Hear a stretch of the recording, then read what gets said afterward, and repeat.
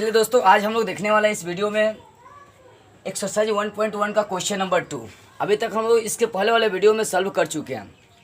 मतलब मैं आपको यूक्लिड विमान प्रमेयिका क्या है, कैसे प्राप्त करते हैं, पूरा एक्सप्लेनेशन के अनुसार पूरा इसका थ्योरी मैं आप सभी को करा चुका हूँ। और उसमें क्वेश्चन नंबर 1 को भी मैंने सॉल्व कराया था, एचसीएफ कैसे निकालते हैं यूक्लिड विमान प्रमेयिका का प्रयोग कर। अब क्वेश्चन नंबर 2 से हम लोग को पढ़ना है। देखिए, क्वेश्चन नंबर 2 से यूक्लिड विमान एल्गोरिथम का या प्रमेयिका का अनुप्रयोग के द्वारा हम लोग को इसको सॉल्व करना है। सो ध्यान देंगे, क्वेश्चन नंबर क्या बोल रही है। देखिए, बोल रही है कि दर्शाइए कि कोई भी धनात्मक विषम पूर्णांक, कोई भी धनात्मक विषम पूर्णांक है, विषम जिसमें 2 से भाग नहीं लगे, दर्शाइए कि कोई भी धनात्मक विषम पूर्णांक 6q+1 या 6q+3 या 6q+5 के रूप का होती है, जहाँ q एक पूर्णांक है। देखिए, कोई क्वेश्चन आपको बोल रहा है, ये क्वेश्चन बोल रहा है कि दर्शाना आपको यह कि कोई भी धनात्मक विषम पूर्णांक जो है ना 6q+1, 6q+3 और 6q+5 के रूप का होती है। मान लीजिए कि मेरे पास कोई धनात्मक विषम पूर्णांक, मान लिया कि वो मेरे पास पूर्णांक a है या n मान लेता हूँ। ध्यान देते हैं, हम लोग यूक्लिड विमान प्रमेयिका का प्रयोग के अनुसार क्या पढ़े थे, a बराबर bq+r पढ़े थे ना, जहाँ a क्या था, a और b दो पूर्णांक था, जिसमें a क्या कर रहा, मतलब a को b डिवाइड कर रहा था, तो भागफल की और शेषफल क्या हो रही थी, r आ रही थी। करेक्ट। तो इसके अनुसार हम लोग यूक्लिड विमान प्रमेयिका का फॉर्मूला क्या बनाए थे, a बराबर bq+r। और यहाँ पे एक कंडीशन लिखा था कि 0 greater than is equal r less than is equal b। मतलब ये कि r का वैल्यू या तो 0 के बराबर हो सकता है, नहीं तो 0 से बड़ा हो सकता है, और b का वैल्यू हमेशा r से बड़ा होगा। सो इस क्वेश्चन को अच्छी तरह हम लोग बनाने की कोशिश करेंगे। देखिए, बोले कोई भी धनात्मक पूर्णांक आप ले लीजिए। मान लीजिए कि मेरे पास कोई धनात्मक पूर्णांक a है। चलिए सॉल्व की ओर चलते हैं, इसका हल देखते हैं। माना कि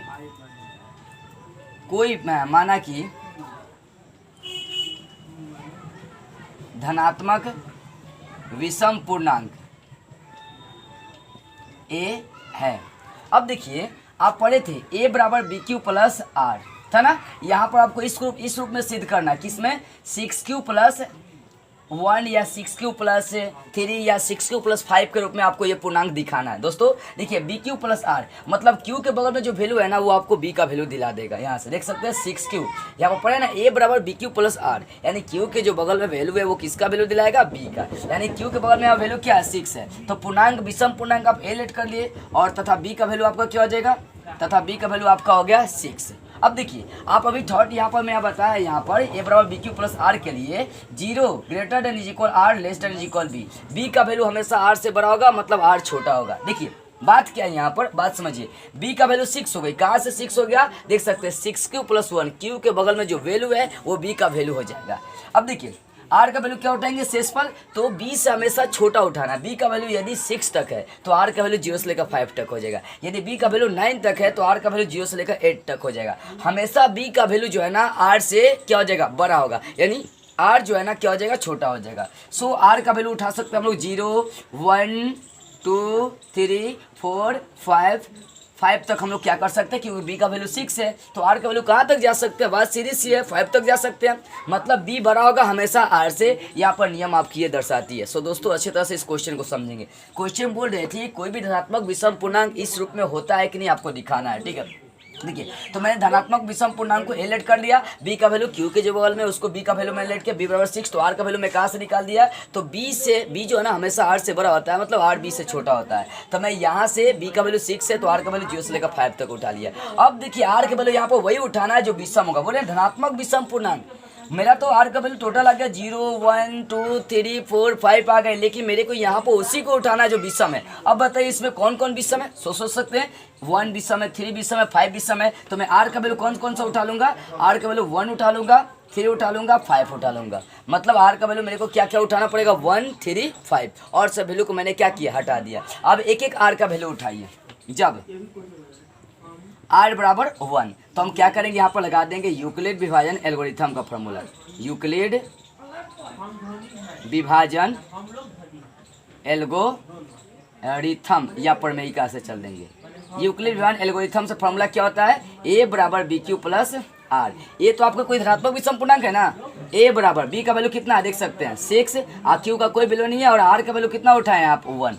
तो देख सकते हैं जब r बराबर 1 रखे तो आपका वो धनात्मक विषम पूर्णांक किस रूप में आ गया, 6q+1 के रूप में आ गया। अब इसी प्रकार हम लोग क्या करेंगे, r बराबर 3 रखेंगे, r बराबर 5 रखेंगे, तो मेरे को क्या वैल्यू मिल जाएगा, 6q+3 6q+5 के रूप में ये मिल जाएगा। मतलब ऐसे लिख सकते हैं डायरेक्ट इसी प्रकार, लेकिन हम लोग रखेंगे पुनः जब r बराबर इस बार क्या उठा लेता हूँ 3। देखिए r का वैल्यू 0 से 5 तक होगा, लेकिन मैं 1 3 5 को उठाया हूँ क्योंकि यहाँ पर बोल रहा था विषम पूर्णांक मेरे को दिखाना। कौन सा पूर्णांक, विषम पूर्णांक दिखाना है। इसी कारण से मैंने r का वैल्यू क्या क्या उठा लिया, 1 उठा लिया, 3 उठा लिया, 5 उठा लिया। अब r का वैल्यू मैं क्या उठा ले रहा हूँ, देखिए यहाँ पर 3 उठा ले रहा हूँ, तब यहाँ पर मैं क्या करूँगा, फॉर्मूला अप्लाई करूँगा, यूक्लिड विभाजन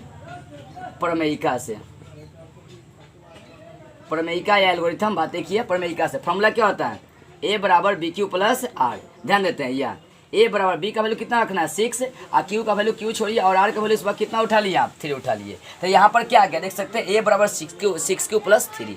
मतलब यहाँ पर जब 1 रखे तो 6q+1 आ गया, और जब 3 रखे तो क्या गया 6q+3 हो गया। अब हम क्या करते हैं, एक और वैल्यू यहाँ पर पुट करके देखते हैं, वो कौन सा वैल्यू पुट करेंगे। यहाँ पर r बराबर 1 हो गया, 3 हो गया, अब क्या रखते हैं 5 रखते हैं। देखिए जब r बराबर मैं क्या रखता हूँ 5 रखता हूँ, तो यहाँ पे वही फॉर्मूला लगाऊंगा, यूक्लिड विभाजन एल्गोरिथम या यूक्लिड विभाजन प्रमेयिका या भाग लेमा से चल सकते हैं। यूक्लिड विभाजन एल्गोरिथम से क्या हो जाएगा फॉर्मूला, a बराबर BQ+R। a का वैल्यू जो कहते हो छोड़िए, a धनात्मक विषम पूर्णांक है, b का वैल्यू 6 है, और q+r का वैल्यू कितना उठा लिया 5। दोस्तों यहाँ पर देखिए 1 3 5 रखा, तो मेरा तीनों पूर्णांक क्या आ गया, a बराबर देख सकते हैं 6q+1 6q+3 6q+5। मतलब किसी भी धनात्मक विषम पूर्णांक को हम लोग इस रूप में दिखा सकते हैं। अंत में आपको लिख देना होगा, अतः कोई भी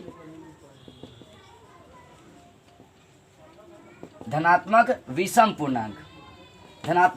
पूर्णांक किस रूप का हो सकता है, 6q+1 या 6q+3 या 6q+5 के रूप का होता है, जहाँ क्या हो जाएगा, जहाँ q कोई भी पूर्णांक हो सकता है, जहाँ q कोई पूर्णांक है। आई होप आपको ये क्वेश्चन अच्छी तरह समझ में आई होगी। मतलब देखिए एक बार और मैं मोटा मोटी आपको समझाने की कोशिश करता हूँ, अच्छी तरह समझने की कोशिश करेंगे। देखिए क्वेश्चन था कि कोई भी धनात्मक विषम पूर्णांक 6q+1 या 6q+3 या 6q+5 के रूप का होता है, आपको ये दर्शाना है, शो करना है, जहाँ q क्या थी, कोई पूर्णांक थी। तो मैंने क्या किया, ऐसे क्वेश्चन को सॉल्व करने के लिए मैंने किया क्या कि कोई भी धनात्मक जो पूर्णांक दिया था उसको मैंने क्या लेट कर लिया, a लेट कर लिया, और यहाँ q के जो बगल में थे उसको मैं लेट कर लिया b।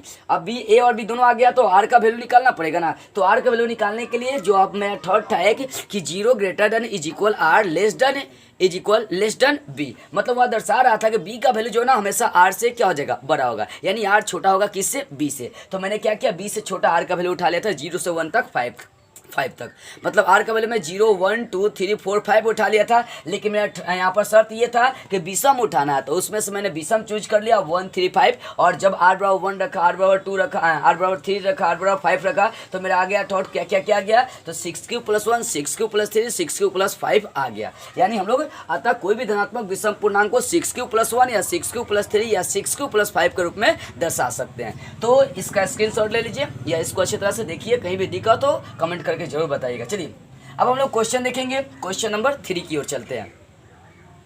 चलिए दोस्तों क्वेश्चन नंबर 3 को अच्छी तरह से समझते हैं। अभी तक क्वेश्चन नंबर 2 को हम लोग सॉल्व कर चुके हैं। देखिए क्वेश्चन नंबर 3 क्या बोल रहा है कि किसी परेड में 616 सदस्यों वाली एक सेना मतलब आर्मी, एक आर्मी के टुकड़ी को 32 सदस्यों वाली एक आर्मी बैंड के पीछे मार्च कराना है आपको। तो दो समूहों को समान संख्या वाले स्तंभों में आपको मार्च कराना है। उन स्तंभों की अधिकतम संख्या क्या है जिसमें वे मार्च कर सकते हैं। ध्यान देंगे यहाँ पर बात आ रही है एक अधिकतम, मतलब कहना है किसी परेड में 616 सदस्य वाली एक सेना के टुकड़ी को कितने में आपको प्रवेश करना है, कितने बैंड के पीछे ले जाना है, तो 32 सदस्यों वाले एक आर्मी बैंड के पीछे आपको मार्च करना है। तो दोनों स्तंभों की बोला है कि समान संख्या क्या होगी जिसमें वे मार्च कर सकते हैं। मतलब बोला है कि दो समूहों को समान संख्या वाले स्तंभों में मार्च करना है, तो उन स्तंभों की अधिकतम संख्या क्या होगी। यदि आप इस भाषा को नहीं समझ पा रहे ना, तो ये समझिए अधिकतम किसको दर्शा रही है, हाईएस्ट कॉमन फैक्टर को, HCF को। मतलब 616 और 32 का क्या करेंगे, हाईएस्ट कॉमन फैक्टर HCF निकाल लेंगे, तो आपका क्या हो जाएगा, स्तंभों की अधिकतम संख्या निकल जाएगी। मतलब देखिए दोस्तों, मतलब यहाँ पर लिखेंगे स्तंभों की अधिकतम संख्या, अधिकतम संख्या बराबर क्या हो जाएगा 616 और 32, क्योंकि किसी परेड में 616 सदस्य वाली एक आर्मी है जिसको 32 सदस्यों के बीच आपको मार्च कराना है, तो 616 और 32 का क्या निकालना पड़ेगा आपको HCF। मतलब आपको अधिकतम संख्या निकालना है स्तंभों की, तो स्तंभों की अधिकतम संख्या बराबर 616 और 32 का क्या निकाल देंगे HCF निकाल देंगे। अब देखिए जब दो संख्या दियो, दो पूर्णांक दियो, तो यूक्लिड विधान प्रमेयिका का प्रयोग करके हम HCF निकालते हैं। एक काम करते हैं, इसमें बड़ी संख्या को या छोटी संख्या को मैं क्या करता हूँ, बिलिट करता हूँ, वहाँ से क्रिया करना क्या करूँगा, स्टार्ट करूँगा। तो आप देख सकते हैं 616 और 32 का HCF कितना होगा, निकालिए। यहाँ पर चलिए क्रिया करता हूँ, बाद में डायरेक्ट वैल्यू रख दूंगा। माना कि A बराबर 616 और B बराबर कितना हो गया 32, तो आप फॉर्मूला लगा देंगे यूक्लिड विभाजन प्रमेयिका का चाहे भाग लेमा का, यूक्लिड विभाजन प्रमेयिका से चल देंगे। क्या चलेंगे, A बराबर BQ प्लस R। A का वैल्यू कितना है देख सकते हैं 616 बराबर B का वैल्यू कितना 32 और गुना Q। अब सोचिए 32 में मैं किससे गुना करूं कि आपका ये 616 आनी चाहिए, तब 32 दाना 320 नहीं, मुझे 600 में जानी चाहिए, तो 20 बार में जाएंगे तो वो कितना हो जाएगा 640 हो जाएगा। इसका मतलब है कि 20 बार में नहीं, हम इसको 19 बार में लगभग लगा सकते हैं। तो 32 का 19 से गुना करके देखिए कितना आता है, 19 दूना 38, 38 का 8, 8 बचा 3, 19 तिया 57, 3 कितना हो जाएगा 60, तो 608 हो रही है ना। इसका क्रिया कितना हो रहा है 608। 32 का जब 19 से गुना कर रहे हो 608, इसको गुना करने पर तो 616 को 608 से घटा देंगे तो शेषफल कितना बच जाएगा 8। क्या अभी शेषफल 0 है, शेषफल 0 नहीं है तो क्रिया कैसे करना है मैं बता दिया था कि क्या करना है, भाजक को इधर खींचना है और शेषफल से आपको फिर डिवाइड करना दे देंगे।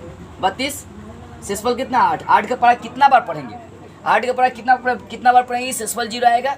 मतलब ये 32 आ जाएगा आपका, या 32 से कम आनी चाहिए, मतलब 32 से अधिक नहीं आनी चाहिए, 32 या 32 से कम आना चाहिए। तो आपका टोटल 32 आ जाएगा, 8 चौके 32। तो 32 को 32 से घटा देंगे, शेषफल क्या होगा 0। अब मैं बता दिया था आपको कि जब शेषफल 0 आ जाएगा तो आपको भाषा लिख देना है। क्या लिखना है, चूंकि शेषफल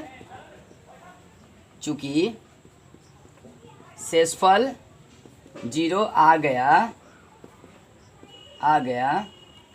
अतः क्रिया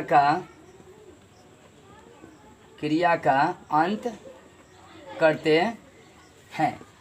जब शेषफल 0 आ गया तो वहाँ पे HCF कैसे निकालेंगे बताते, जहाँ शेषफल 0 आएगा वहाँ का भाजक मतलब बराबर के बाद वाली संख्या, बराबर के बाद कौन है 8 है, यानी इसका HCF कितना हो जाएगा 8। यानी 616 और 32 का मैंने क्या निकाला HCF निकाला, तो कितना आ गया 8। यानी स्तंभों की अधिकतम संख्या कितनी हो जाएगी, टोटल 8 हो जाएगी। मतलब 616 और 32 का HCF निकाल दिया, कितना आ गया 8, यानी स्तंभों की अधिकतम संख्या कितनी हो गई आपकी 8 हो गई। एक बार और क्वेश्चन को अच्छी तरह से पढ़ते हैं और फिर समझने की एक बार कोशिश करते हैं, जोर डालते हैं माइंड पर। ध्यान दीजिएगा, किसी परेड में 616 सदस्यों वाली एक आर्मी है जिसको कितने सदस्यों के बीच बैंड मार्च कराना है आपको, तो 32 सदस्यों वाला एक आर्मी बैंड के पीछे आपको मार्च कराना है। तो बोल रहा है कि समान समूह वाले समान संख्या वाले स्तंभों में मार्च उनको कराना है, समान में मार्च कराना है। तो उन स्तंभों की अधिकतम संख्या, अधिकतम मतलब 616 और 32 का क्या निकालना, अधिकतम HCF निकालना है। तो मैंने लिख दिया कि स्तंभों की अधिकतम संख्या बराबर 616 और 32 का HCF। तो मैंने इनका यूक्लिड विभाजन एल्गोरिथम का प्रयोग करके HCF निकल 8 आ गया, मतलब स्तंभों की अधिकतम संख्या कितनी हो जाएगी 8 हो जाएगी। चलिए अब क्वेश्चन नंबर हम लोग 4 को देखते हैं।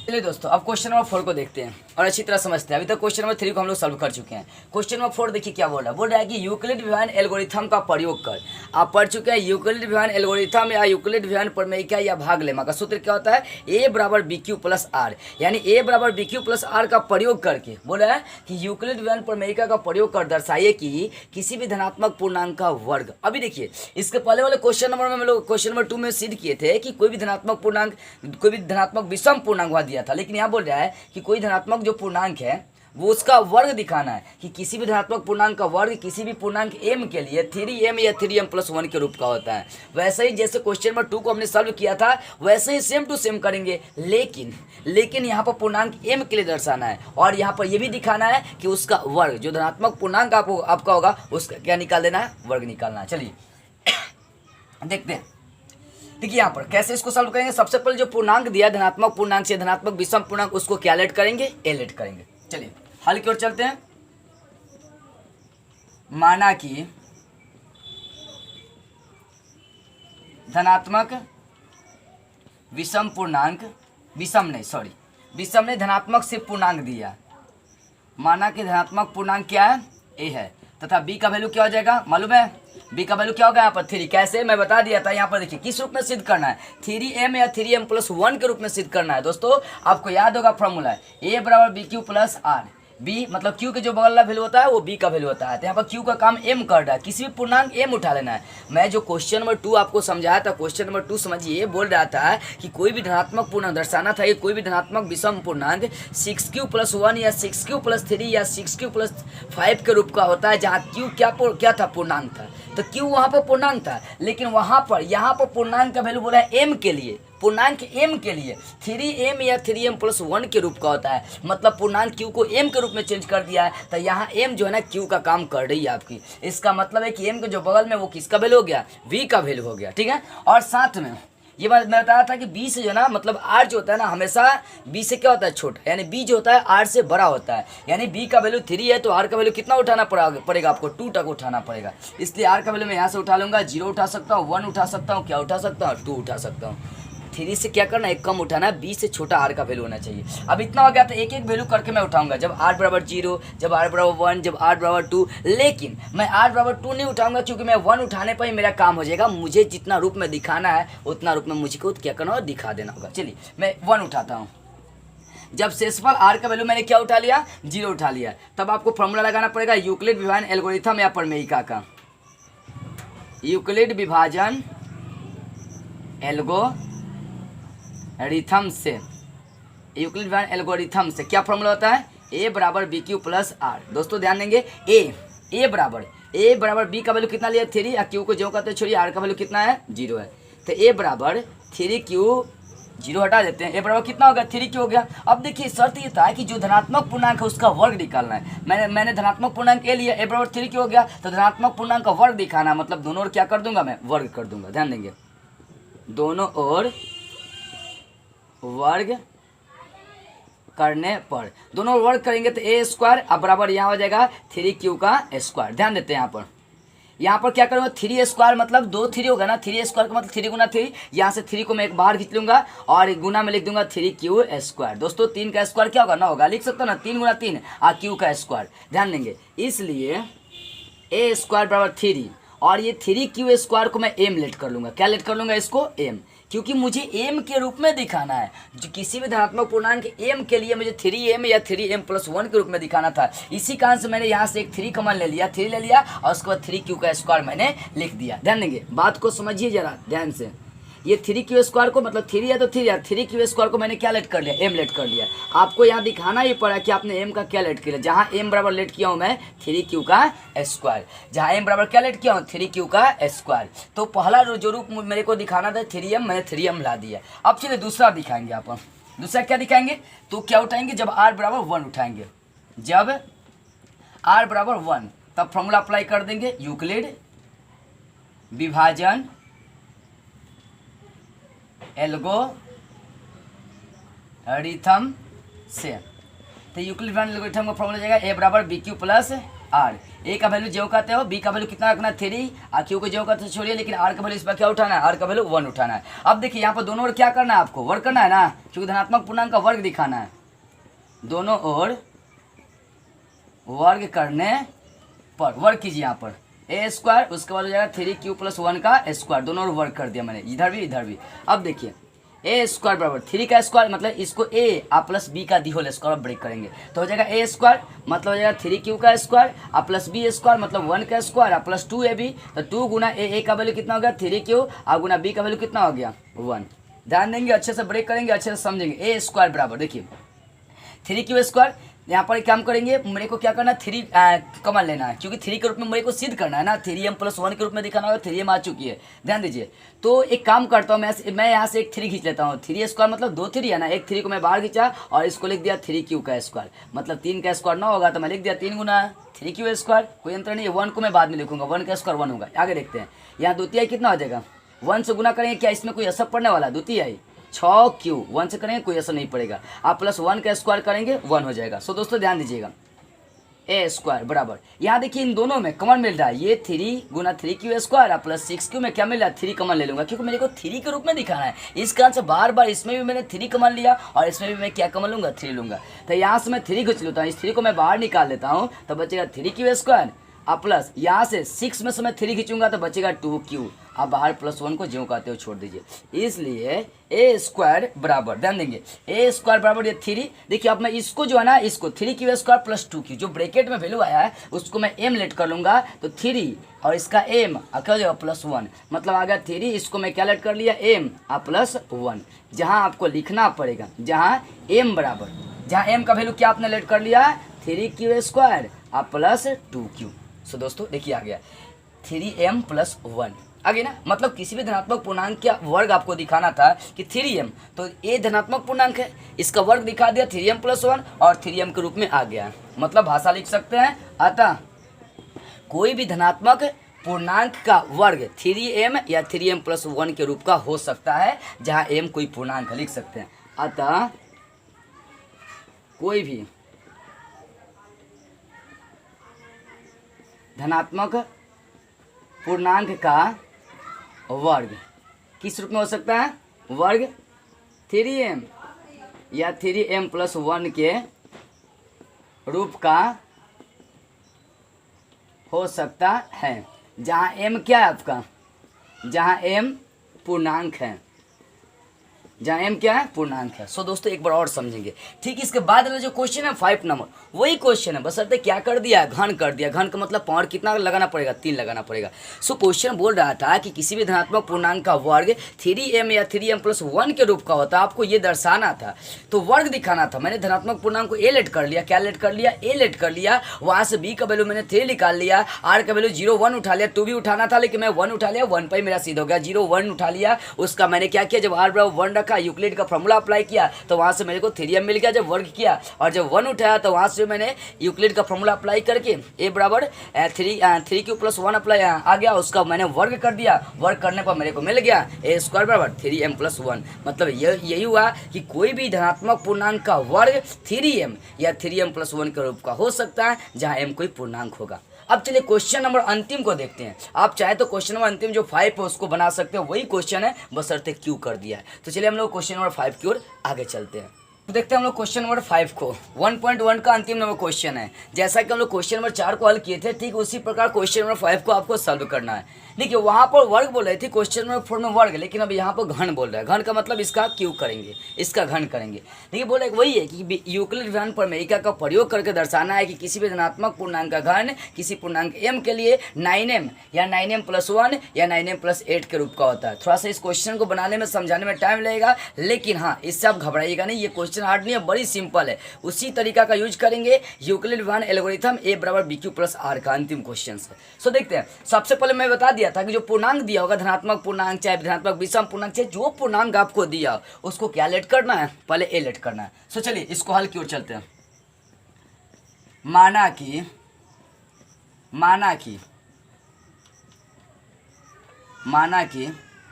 धनात्मक पूर्णांक क्या लेट कर लेंगे, माना कि धनात्मक पूर्णांक क्या है, धनात्मक पूर्णांक को मैंने क्या लेट कर लिया, देख सकते हैं। माना कि धनात्मक पूर्णांक क्या है, a है, तथा b का वैल्यू क्या हो जाएगा 9, बता देते ना। m के जो बगल में वो किसका वैल्यू दर्शाएगा, वो q का काम करेगा। m के जो बगल में होगा वो किसका वैल्यू दर्शा देगा, आपका b का वैल्यू दर्शा दिया। b का वैल्यू कितना आ गया, देख सकते हैं। b का वैल्यू कितना आ गया, 9 आ गया है। अब देखिए r का वैल्यू आप बता सकते हैं। यदि b का वैल्यू 9 है तो r का वैल्यू कहाँ, 0 से कहाँ तक जाएगा, 8 तक जाएगा। मैं बता दिया था b का वैल्यू हमेशा r से क्या हो जाएगा, बड़ा होगा। तो चलते हैं, r का वैल्यू जाएगा 0 1 2 3 4 5 6 7 8 तक जाएगा, इससे दिखने जाएगा। क्योंकि b का वैल्यू 9 है तो r का वैल्यू कहाँ तक जाएगा, 0 से 1 तक, 0 से 8 तक जाएगा। अब देखिए मुझको यहाँ पर 9m या 9m + 1 या 9m + 8 के रूप में दिखाना, मतलब 3 भाग सिद्ध करना है। तो मैं यहाँ पर r का वैल्यू भी 3 उठाऊंगा, 0 1 2 उठाऊंगा और सब वैल्यू को नहीं उठाऊंगा। और सब वैल्यू उठाता हूँ 3 4 5 6 7 8, तो बहुत लंबा आपका वीडियो बन जाएगा, बहुत लंबा। इस कारण से मेरे को जो सिद्ध करना है वहाँ फोकस करना है, मेरे को जो सिद्ध करना है वहाँ फोकस करना है। यदि वो आपके आ जाती है तो आपका सॉल्व हो जाएगा। देखिए तो सबसे पहले मैं r का क्या वैल्यू उठाऊंगा, 0, उसके बाद 1 उठाऊंगा, उसके बाद 2, आपका तीनों पर ये सिद्ध हो जाएगा। चलिए जब r बराबर क्या उठा लेंगे, 0। जब r बराबर 0 उठाएंगे तो आप यूक्लिड विभाजन प्रमेयिका का प्रयोग कर देंगे। यूक्लिड विभाजन प्रमेयिका से क्या हो जाएगा फॉर्मूला, a बराबर bq + r। ध्यान दीजिएगा, अब ए का वैल्यू में क्या रखूँ, ए का वैल्यू कुछ नहीं रखना है, बी का वैल्यू कितना रखना है 9, क्यू का वैल्यू 0 करते हो और आर का वैल्यू कितना उठाना है, इस बार 0 उठाना है। मतलब क्या हो गया कि ए बराबर 9 क्यू आपका हो गया। अब देखिए ए आपका धनात्मक पूर्णांक है, तो धनात्मक पूर्णांक क्या करना है, घन करना है। तो यहाँ दोनों ओर मैं क्या करूँगा, घन करूँगा। ध्यान देते हैं, दोनों ओर घन करने पर, घन करेंगे तो हो जाएगा ए क्यू और यहाँ हो जाएगा 9 क्यू का क्यू, हो गया। अब देखिए यहाँ से एक मैं 9 बाहर खींच लूँगा तो 2 9 अंदर बचेगा, 9 का स्क्वायर कितना हो जाएगा 81 हो जाएगा। मतलब मैं लिख सकता हूँ 9 गुना 81 या क्यू का क्यू कर दूंगा। मतलब यहाँ पर 3 9 है ना, तो एक 9 को मैंने बाहर निकाला है क्योंकि मुझे 9 के रूप में दिखाना है, इसी कारण से मैं 9 कॉमन ले रहा हूँ। इसके पहले में 3 के रूप में दिखाना था तो वहाँ से मैं कॉमन क्या ले रहा था, 3 ले रहा था, लेकिन यहाँ पर 9 के रूप में दिखाना है, इस कारण से यहाँ पर कॉमन क्या लेंगे, यहाँ पर 9 लेंगे। 3 9 क्यू का मतलब होगा 3 को 9 हो गया, वहाँ से एक 9 को बाहर खींचा, 2 9 बची, 9 का स्क्वायर 81 क्यू का क्यू हो गया। अब देखिए यहाँ पर मैं 81 जो क्यू का क्यू है इसको क्या लेट कर लूँगा एम, क्योंकि मेरे को दिखाना है 9m, तो इसको यदि मैं m लेट करता हूँ तो उस रूप में क्या हो जा रही है, ये आ जा रही है। ठीक है, तो यहाँ पर देख सकते हैं, इसलिए ए क्यू बराबर ये 9 है तो 9 और इसको मैं क्या लेट कर लूँगा, m कर लूँगा। जहाँ आपको लिख कर चलना पड़ेगा, जहाँ m बराबर आपने क्या लेट कर लिया 81 क्यू का क्यू। तो देखिए पहला जब r बराबर 0 उठा तो 9m मेरा आ गया। अब r बराबर मैं क्या उठाता हूँ, 1 उठाता हूँ। चलिए जब r बराबर 1, जब r बराबर 1 तब आपको फॉर्मूला वही लगाकर चलना पड़ेगा, यूक्लिड विभाजन एल्गोरिथम से। यूक्लिड विभाजन एल्गोरिथम से क्या होता है फॉर्मूला, ए बराबर बी क्यू प्लस आर। ए का वैल्यू तो कोई दिया नहीं ना, वो धनात्मक पूर्णांक है, इस कारण से उसको ज्यों कहते हो छोड़िए। बी का वैल्यू क्या रखना है मेरे को, बी का वैल्यू 9 रखना है, क्यू ज्यों कहते हो छोड़िए। आर का वैल्यू क्या उठाना है, इस बार आर का वैल्यू मैं 1 उठाया तो यहाँ पर आर का वैल्यू मैं 1 पुट कर दे रहा हूँ। अब देखिए ए आपका धनात्मक पूर्णांक है, क्वेश्चन बोलिए कि जो भी धनात्मक पूर्णांक है उसका घन करना है, घन का मतलब क्यू करना है। यहाँ पर भी क्यू करेंगे, चलिए करते हैं क्यू, दोनों ओर घन करने पर। ठीक है, करते हैं घन। यहाँ पर ए क्यू बराबर 9 क्यू प्लस 1, यहाँ भी घन कर देंगे, दोनों ओर घन करना है मेरे को, बात को अच्छी तरह समझिए।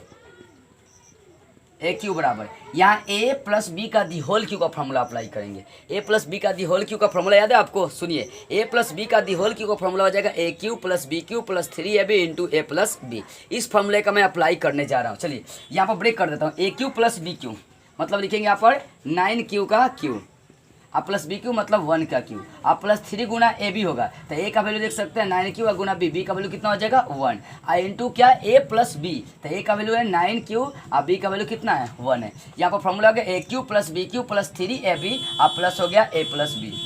ठीक है, ए क्यू यहाँ से देखिए 9 का क्यू, 9 का क्यू, 9 के क्यू मतलब एक यहाँ से 9 कॉमन ले लेंगे क्योंकि मेरे को 9 के रूप में दिखाना है, 2 9 बचेगा, लिख सकते हैं 81 क्यू का क्यू प्लस 1 का क्यू कर देंगे 1 प्लस यहाँ पर क्या करते हैं, गुना करके छोड़ते हैं, 3 9 27 क्यू का 1 से गुना करेंगे, ये हो जाएगा 27 क्यू, उसके बाद 9 क्यू प्लस क्या हो गया इंटू में 1 ही मैं लिख देता हूँ जो कहते हो। देखिए यहाँ पर ए क्यू बराबर यहाँ ज्यों करते हो छोड़ते हैं 1 को मैं लास्ट में ले जाता हूँ क्योंकि मेरे को 9m प्लस 1 के रूप में दिखा देना है। देखिए यहाँ पर 9 गुना 81 क्यू का क्यू, 1 को मैं बाद में लिख दूंगा, यहाँ पर गुना कर देता हूँ 27 क्यू का 9 से गुना कर दूंगा, तो हो जाएगा 27 क्यू का गुना मैं 9 क्यू से कर देता हूँ। मैं जो कहते हो गुना करके लिखा 27 का 9 से गुना नहीं कर रहा हूँ क्योंकि मेरे को 9 कॉमन लेना होगा। ठीक है, आगे प्लस 27 क्यू का मैं 1 से गुना करूँगा तो वही रहेगा 27 क्यू और साथ में यहाँ पर क्या बचा था 1 बचा था, मैं यहाँ पर क्या लिख दिया 1 लिख दिया। ध्यान देंगे ए क्यू यहाँ तीनों में मेरा कॉमन मिल रहा है 9, मैं 9 यहाँ से खींच लूँगा बाहर। देखिए यहाँ से मैं 9 बाहर खींच रहा हूँ, यहाँ से 9 बाहर खींच लूँगा तो बचेगा 81 क्यू का क्यू और प्लस यहाँ से मैं 9 बाहर खींच लूँगा तो यहाँ क्यू बच रही है 27 क्यू बचे, 9 बाहर खींचा तो 27 क्यू का क्या हो गया स्क्वायर, क्यू का क्यू से करेंगे क्यू स्क्वायर, बात सीरीज से है। और यहाँ 27 में से मैं 9 को बाहर खींचूंगा, कितना बचेगा 3 क्यू, अब बाहर कितना है प्लस 1। अब देखिए 9 है, इसको मैं क्या लेट करूँगा, जो ब्रैकेट के अंदर उसको m लेट कर लूँगा तो 9m प्लस 1 के रूप में आपका ये वैल्यू आ जाएगा। चलिए इसलिए ए क्यू बराबर 9, इसको मैं पूरा को क्या लेट कर लिया m लेट कर लिया m, अब बाहर कितना है प्लस 1, जहाँ आपने m किसको लेट किया है, जहाँ m बराबर मैं इसको लेट किया हूँ 81 क्यू का क्यू आप प्लस 27 क्यू स्क्वायर आप प्लस 3 क्यू। तो देखिए जब मैंने r बराबर 0 उठाया तो 9m के रूप में मैंने ला दिया उसके घन, और जब r बराबर मैंने 1 उठाया तो 9m + 1 के रूप में ला दिया। सो दोस्तों अच्छी तरह समझेंगे इसको, कहीं दिक्कत हो कमेंट करके जरूर बताइएगा मेरे को, ठीक है, या मेरे स्क्रीन पर नंबर दिखाई दे रहा होगा, आप वहाँ व्हाट्सअप से जुड़ सकते हैं। अब देखिए r बराबर 1 से मैंने सिद्ध कर दिया, जब r बराबर 1 उठाया 9m + 1, अब मैं क्या चलता हूँ r बराबर 2, तब तक उतारने का काम करिए। अब हम लोग r बराबर 2 उठाकर आगे क्रिया करेंगे। देखिए अब r बराबर 2 रखते हैं, अभी तक r बराबर 0, r बराबर 1, r बराबर 1 रख के मैंने क्लियर कर दिया 9m और 9m + 1 के रूप में मिला दिया। अब r बराबर मैं क्या उठा लेता हूँ, r बराबर मैं क्या उठा लेता हूँ, 2 उठा लेता हूँ। जब r बराबर देखिए मैंने 2 रख दिया तो यूक्लिड डिवाइन प्रमेयिका से चल दिया। अभी तक मैंने आपको दिखाया ना, r बराबर 0 रखा, r बराबर 1 रखा, r बराबर 2 रख के चलते हैं। जैसे ही r बराबर 2 रखा, यूक्लिड डिवाइन एल्गोरिथम या प्रमेयिका का फॉर्मूला क्या होता है आप जान सकते हैं, जानते हैं ना, a बराबर bq + r। a का वैल्यू कुछ नहीं है, b का वैल्यू कितना रखना है 9, q प्लस r का वैल्यू कितना रखना है, इस बार 2 रखना है, ठीक है। a आपका धनात्मक पूर्णांक है ना, उसका क्या करना है, घन करना है। यहाँ भी घन करेंगे, वही a + b का होल क्यू का फॉर्मूला अप्लाई करेंगे। यहाँ पर करिए, दोनों ओर क्या करेंगे, घन करने पर, घन करेंगे तो क्या हो जाएगा, aq बराबर इधर भी हो जाएगा 9q + 2 का क्या हो जाएगा, दी होल क्यू हो जाएगा 9q + 2 का दी होल क्यू, ठीक है।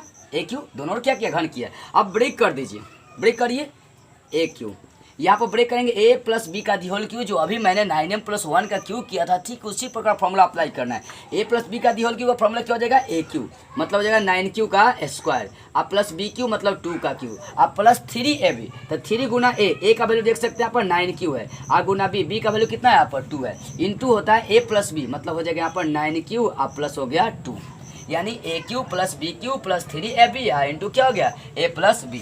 अब आगे देखिए, अब यहाँ पर देख सकते हैं या aq बराबर क्या है, यहाँ से मैं 9 एक कमन ले लूँगा, क्योंकि मेरे को 9 कमन लेना पड़ेगा, क्योंकि 9 के रूप में मेरे को दिखाना है, बात बराबर। देखिए यहाँ पर यहाँ 9 एगो 3 मतलब क्या है ना, यहाँ क्यू किए ना 9q हो जाएगा। देखिए यहाँ 9q का मतलब 9 इसमें कितना है, 3 गो है, 9 को 3 बार गुना में लिख सकते हैं। एक 9 में बाहर खींचूंगा तो 2 9 बचेगा, तो लिख सकते हैं 81 का क्यू लिख सकते हैं, ठीक है। आगे प्लस 2 का क्यू कितना हो जाएगा, 8 को मैं बाद में लिख दूंगा, अभी मैं यहाँ पर क्रिया चाहे लिख दीजिए 8 हो जाएगा। यहाँ पर देखिए 3 9 27 दुना कितना हो जाएगा 54q, इसको जोड़ेंगे क्रिया करेंगे तो आप समझ सकते हैं 54q आई इंटू क्या है आपका 9q प्लस 2 है।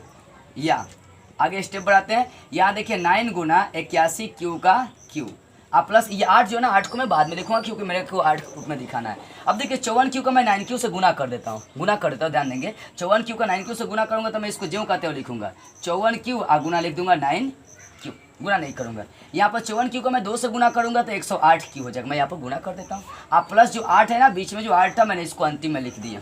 अब देखिए aq बराबर, अब देखिए यहाँ से इतना मैं 9 कमन ले सकता हूँ, पहला पद, दूसरा पद, तीसरा पद, 3 पद में से मैं 9 कमन ले सकता हूँ। 9 को खींचे, 9 को कमन लेने का कारण है क्योंकि 9 के रूप में सिद्ध करना है, इसी कारण से मैं कमन 9 ले रहा हूँ।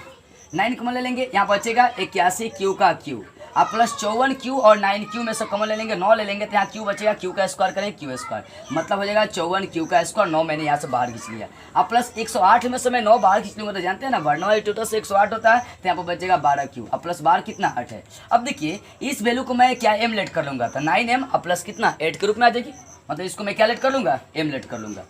aq बराबर 9, इसको मैं क्या लेट करूँगा, m लेट कर लूँगा। अब प्लस बाहर कितना है 8 है, जहाँ आपने m का वैल्यू क्या लेट किया सो लिख देंगे, जहाँ m बराबर आपने लेट किया 81q का q आप प्लस 54q स्क्वायर आप प्लस 12q, आपने ये क्या किया m का वैल्यू यहाँ पर लेट कर डाला, ठीक है।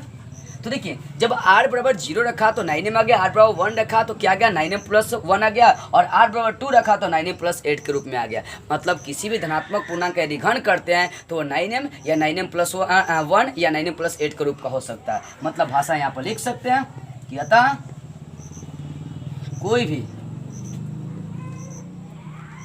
धनात्मक पूर्णांक किस रूप में 9m या 9m + 1 या 9m + 8 के रूप का हो सकता है। सो दोस्तों अच्छी तरह समझने की। क्वेश्चन 4 और 5 जो था ना सेम था, वहाँ वर्ग दिया था, यहाँ पर घन दिया था। इसको जितना हो सके प्रैक्टिस करें। यदि नहीं समझ में आई हो तो कमेंट करके जरूर बताइए, मैं अलग से हेल्प करने की आपको कोशिश जरूर करूंगा। तो मैंने क्या किया इसके लिए, मोटा मोटी बात समझते हैं। आपको क्या b बराबर मैंने क्या लिया, इसमें 9 ले लिया, क्योंकि 9 के रूप में मेरे को सिद्ध करना, 9 ले लिया। और जब भी मैं घन कर रहा था वहाँ से कॉमन क्या ले रहा था, मैं 9 ले रहा था, क्योंकि मेरे को 9 के रूप में सिद्ध करना था। सो आपको ये क्वेश्चन समझ में आई होगी। और आज आपका ये क्लियर हो गया, 1.1 का सारा क्वेश्चन क्लियर हो गया। 1 2 3 4 5 सब क्वेश्चन क्लियर होगा। यदि इसमें कहीं दिक्कत हो तो कमेंट करके जरूर बताइएगा। तो चलिए अगले वीडियो में हम लोग अंकगणित की आधारभूत प्रमेय पढ़ेंगे और उससे समझ जो भी क्वेश्चन होगा उसको अच्छी तरह से समझने की कोशिश करेंगे। अभी तक आपने ये देखा कि इसमें जितना भी क्वेश्चन था या इसका थ्योरी था, जो सूत्र मैंने बताया ए बराबर बी क्यू प्लस आर, वो मैंने बहुत डीप में गया और जाने के बाद मैंने आपको अच्छी तरह समझाने की कोशिश किया। मतलब मैं लो से आपको हाई तक लाने की कोशिश किया हूँ। यदि इसमें नहीं समझ में आई हो तो कमेंट कीजिएगा। चलिए हम लोग मिलते हैं अगले वीडियो में फिर।